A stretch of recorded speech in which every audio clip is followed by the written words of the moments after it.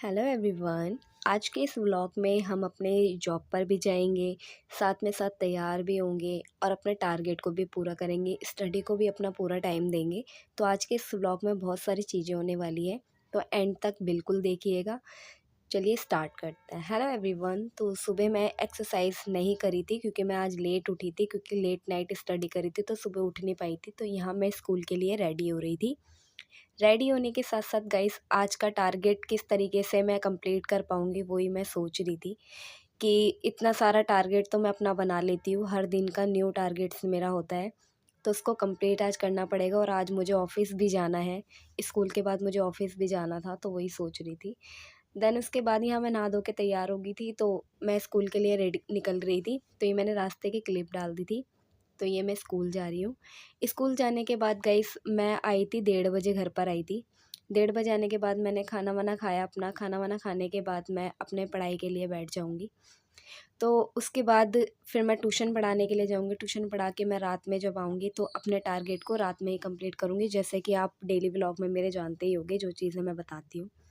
तो सबसे पहले मैं वन वर्ड सब्स्टिट्यूशन याद करूँगी, क्योंकि मैं लेट उठी थी तो मॉर्निंग में पढ़ नहीं पाई थी, और रास्ते में भी मैं जल्दी-जल्दी गई थी, तो इस वजह से मैं अपना पेपर लेके भी नहीं गई हुई थी।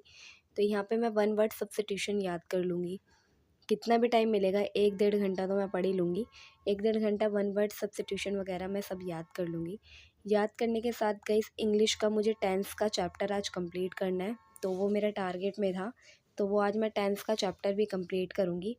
और मैं प्रशांत सर से कर रही हूँ, ऑनलाइन बैच है इनका, तो मैं वहाँ से कर रही हूँ। प्लेलिस्ट 51 दिन की, 51 मैराथन ऐसा कुछ है ना, तो उसमें से मैं कंप्लीट कर लूँगी।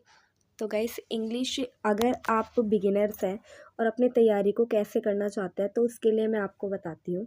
आप क्या करिए, अपने 2 सब्जेक्ट को उठाइए, मतलब 2 सब्जेक्ट पे सबसे पहले अपनी कमांड बनाइए, मैथ और इंग्लिश पे।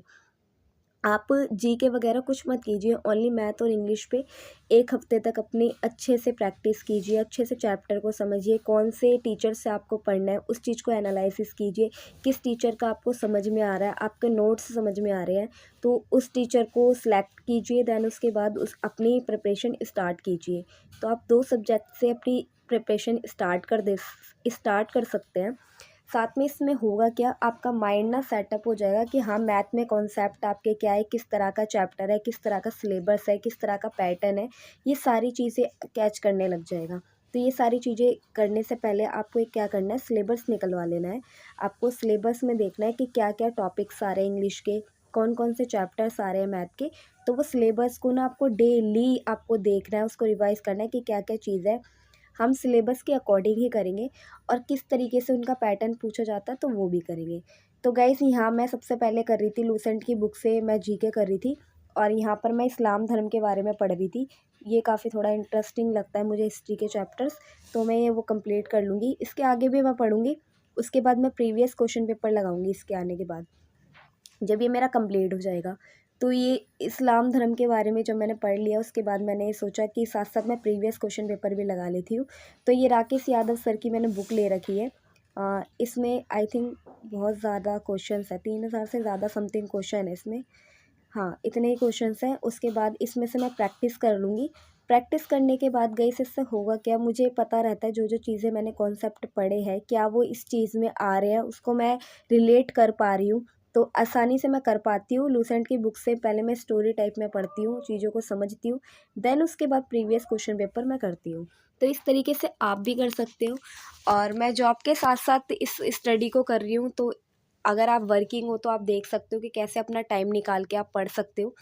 छोटी छोटी चीज़ों से ही आप आगे बढ़ सकते हो। जैसे 1 घंटे भी अगर आपने टाइम निकाला, तो 1 घंटे भी अगर आप मैथ को दे रहे हो या इंग्लिश को दे रहे हो, तो धीरे धीरे वो आपकी इम्प्रूव ही होगी, है ना। तो डेली बेसिस पढ़ने पे कोशिश कीजिए। और जब ये मेरा कंप्लीट हो जाएगा, उसके बाद मैं से ही स्टार्ट कर रही हूँ। तो टेंस की 3 घंटे की वीडियो है, तो वो भी मुझे कंप्लीट करनी है। गाइस, इसके रिगार्डिंग आपको एसएससी रिगार्डिंग कुछ भी जानना है तो प्लीज़ मुझे कमेंट बॉक्स में ज़रूर बताइएगा। आपको प्रिपरेशन कैसे करनी है, डेली व्लॉग्स मेरे जो डेली बेसिस पे आते हैं, ये मेरा चैलेंज चल रहा है 6 मंथ का, और ये डे 10 है हमारा 6 मंथ का। तो आज डे 10 में जो मेरा टारगेट है वो मुझे किसी भी हालत में पूरा करना है। मैं डेली टारगेट्स बनाती हूँ, उस तरीके से ही काम करती हूँ जिससे मेरा सिलेबस कंप्लीट भी होता चला जाएगा, साथ में साथ और चीज़ें भी हो जाएगी। गाइस, अगर आपको मेरी वीडियो थोड़ी सी भी पसंद आता है तो प्लीज़ मेरी वीडियो को लाइक करें, मेरे चैनल को सब्सक्राइब करें और लोगों के साथ शेयर कीजिएगा। अगर आपको एसएससी से रिगार्डिंग कोई भी इन्फॉर्मेशन चाहिए तो प्लीज़ मुझे कमेंट बॉक्स में ज़रूर बताइएगा। Thank you for watching guys.